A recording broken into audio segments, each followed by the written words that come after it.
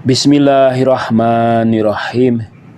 Tabarakta Rabbana khaliqan nur wa mabda'al wujud. Urzukna syauqa liqa'ika was-su'udi ila janabi kibriyaika. Waj'al zawatina minat tahiratil kamilah fal fariqatil aidati ilaik. Innaka waliyul abad wa sahibut tauli al-adimul majid. Wa sallallahu ala Muhammadin wa ala ahli tayyibina tahirin wa ashabil muntajabin mayamin wa man tabi'ahum bi ihsan ila yaumidin. Amma ba'du. Allah Subhanahu wa taala berfirman, dan mereka merenungkan tentang penciptaan langit dan bumi. Tuhan kami, Engkau tidak menciptakan ini dalam keadaan sia-sia. Tidaklah mereka memikirkan Al-Quran, atau karena di atas hati mereka ada tutupan. Nabi Muhammad Sallallahu Alaihi Wasallam juga mengatakan, berpikir sejenak lebih baik dari ibadah setahun.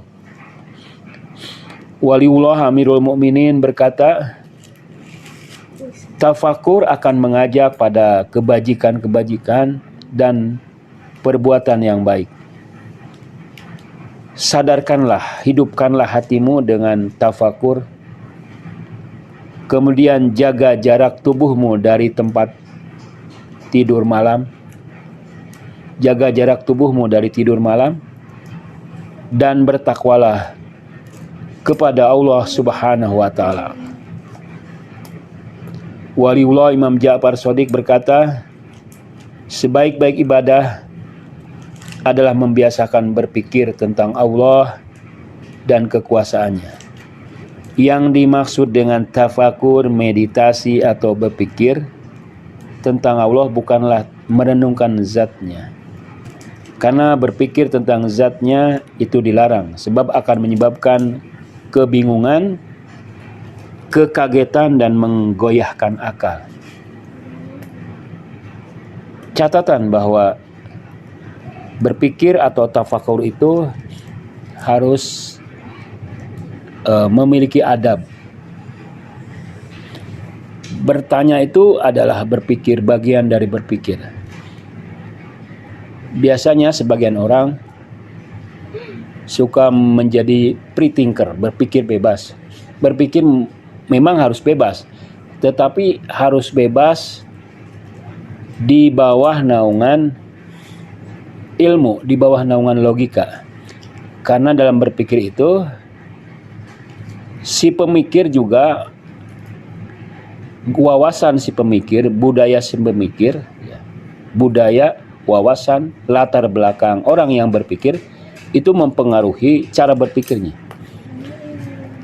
Misalnya, orang yang baru belajar, dia membawa asumsi dalam pikirannya, dalam pertanyaannya. Jadi pertanyaannya itu dikendalikan oleh asumsinya. Dia bertanya bebas, misalnya tentang Tuhan di mana, jiwa di mana.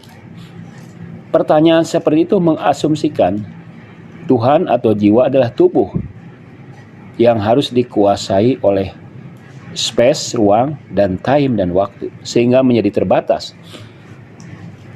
Jadi pertanyaan tentang Tuhan di mana atau jiwa di mana, itu adalah pertanyaan yang tidak bijak. Seharusnya sebelum bertanya, dia memikirkan pertanyaan dulu. Orang yang bertanya di mana atau apa biasanya memang para pemula atau orang awam yang harus dijawab dengan bijak. Misalnya orang awam akan bertanya, jiwa di mana? Orang awam tidak memiliki ilmu tentang relasi jiwa dan tubuh. Jadi pertanyaan itu absah dari orang awam. Namun orang awam juga perlu ditingkatkan kualitas ilmunya. Karena relasi jiwa dan tubuh itu, jiwa itu juga bisa berarti tubuh. Ada jiwa nabati, ada jiwa hewani. Yang itu merupakan tubuh itu sendiri. Adapun yang dimaksud, jika yang dimaksud jiwa insani, jiwa intelektual, maka ini juga harus dijelaskan secara kompleks. Karena hubungan antara jiwa dan tubuh pada awalnya jiwa membutuhkan tubuh untuk menyempurnakan dirinya. Jiwa adalah zahirnya dan tubuh adalah madharnya. Jika seandainya pertanyaan itu dilanjutkan, apakah jiwa ada di tangan, jiwa ada di otak, jiwa ada di kaki, jiwa ada di dada, jiwa ada di leher,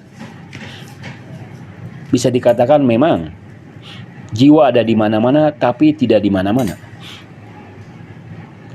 Yang ditanyakan itu adalah mazhar-madhar atau manifestasi dari jiwa itu sendiri. Jiwa ada di mana-mana.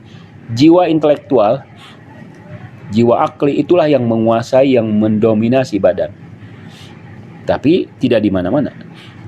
Pertanyaan di mana akan mengasumsikan tempat, lokus, benda, 3 dimensi. Sementara jiwa adalah jauhar spiritual, jauhar non material. Jiwa dalam pandangan Mula Sadra adalah hamil yang membawa tubuh. Jadi bukan tubuh yang memikul jiwa, tapi sesungguhnya jiwalah yang memikul badan. Jiwalah yang menjadi lokus kalau kita tidak bisa menggunakan kata lain. Ini adalah tasamuh. Jiwalah yang menjadi lokus bagi tubuh. Nah, pertanyaan di mana itu lahir dari para pemikir free thinker yang tidak belajar, tidak berusaha untuk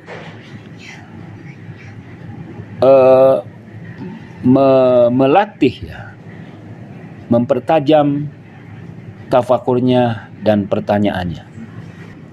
Karena yang dimaksud dengan tafakur atau meditasi tentang perbuatan-perbuatan Tuhan adalah perbuatan yang mengagumkan, ciptaan-ciptaannya yang menakjubkan, dan urusannya dalam ciptaannya yang mencengangkan. Ketika kita kembali bertanya tentang tafakur tentang Tuhan, itulah yang dimaksud. Kita berpikir tentang keagungannya, kebesarannya, kesuciannya, ketinggiannya, sekaligus kesempurnaan ilmunya, kebaikannya, kasih sayangnya, bimbingannya, perhatiannya, pengaruhnya, powernya, kekuasaannya, kemeliputannya, dan keberadaannya yang selalu bersama orang-orang yang bertakwa. Innallaha ma'al muttaqin. Itulah perumpamaan atau perenungan atau meditasi orang-orang yang berakal. Allah Subhanahu wa taala berfirman yang artinya, sesungguhnya pada penciptaan langit dan bumi serta pergantian malam dan siang terdapat tanda-tanda bagi orang yang berakal. Mereka adalah orang-orang yang selalu mengingat atau menyebut Allah pada saat berdiri, pada saat duduk, pada saat berbaring, serta selalu merenungkan tentang penciptaan langit dan bumi. Seraya berkata, Tuhan kami, tidaklah Engkau menciptakan ini dalam keadaan sia-sia. Maha suci Engkau, maka jagalah kami dari siksa neraka. Allah juga akan berfirman,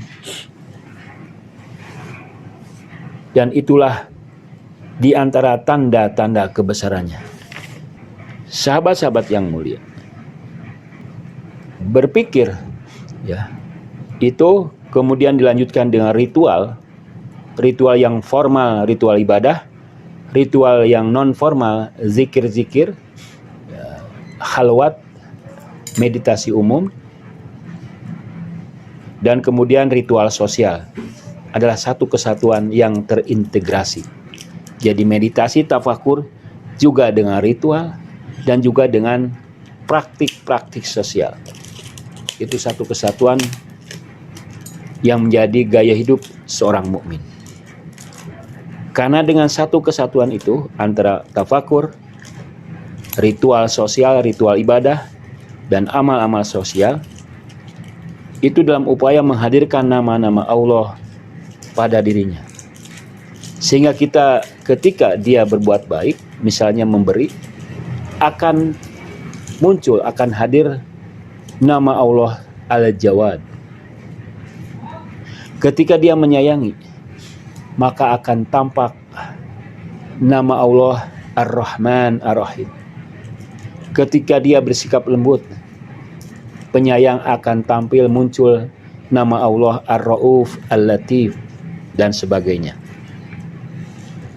Dalam tapakur, dalam meditasi, dalam ritual, dalam amal sosial, sesungguhnya kita sedang menghadirkan Tuhan. Bukan hanya menyatukan antara tubuh, nafas, raga, seperti yang dilakukan dalam praktek-praktek yoga, tapi kita dalam rangka menghadirkan nama-nama Allah dalam diri kita, sehingga kita menjadi sumber keberkahan, sumber kasih sayang, sumber kebajikan, sumber pencerahan, sumber keselamatan, sumber kebahagiaan bagi diri kita, keluarga kita, dan masyarakat. Wassalamualaikum warahmatullahi wabarakatuh.